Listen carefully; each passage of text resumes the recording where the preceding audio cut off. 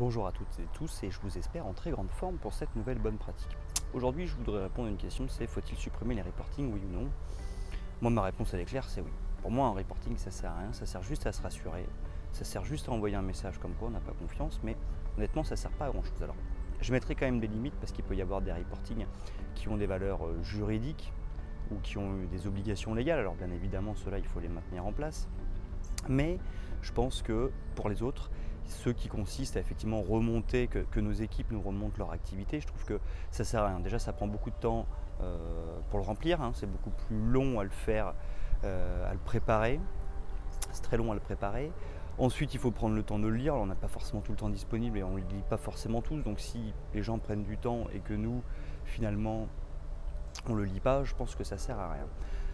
Après, moi je pense qu'il vaut mieux privilégier des échanges oraux, des échanges verbaux. Alors vous allez me dire, ouais effectivement ça aussi c'est du reporting, oui, c'est une sorte de reporting, mais je veux dire il faut que ce soit beaucoup plus ponctuel, il faut que ça concerne des sujets importants, il faut effectivement ça peut être régulier, mais à un moment donné je pense qu'il faut envoyer des messages de confiance à nos équipes, il faut envoyer des messages d'autonomie, et j'ai envie de dire si finalement ça ne fonctionne pas bien, la personne effectivement on se rend compte que le travail n'est pas forcément bien fait, libre à nous de remettre en place le reporting parce que finalement on peut très bien se dire ok je teste, je lâche le reporting pendant un mois, voilà, je vous propose cette action là, lâchez les reportings pendant un mois, vous voyez comment ça se passe, si ça se passe bien, si ça manque pas, on laisse comme ça et tout le monde gagne du temps parce que finalement au lieu de passer 1 heure à le lire ou 1 heure à l'écrire, et finalement on fait juste quelques rencontres, soit physiques, soit par téléphone, qui sont beaucoup plus courtes, sur des sujets beaucoup plus ciblés, et on fait ça de manière certes régulière, mais en tous les cas moins cadrée, moins structurée qu'un reporting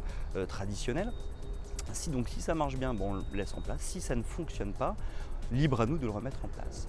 Et en plus de ça, je trouve que c'est un avantage de supprimer les reportings, c'est que si on a des difficultés managériales avec une personne, remettre en place le reporting uniquement pour cette personne-là, c'est à la fois une sanction, c'est aussi un moyen de mettre en place un suivi écrit.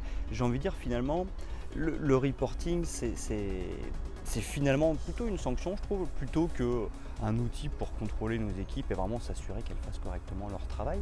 Donc finalement, quand il est en place, on se retire un outil de sanction. Le fait de le retirer, ça nous donne justement une sanction supplémentaire. Voilà, j'espère que cette bonne pratique du jour vous a été utile et je vous donne rendez-vous dès demain pour une nouvelle bonne pratique.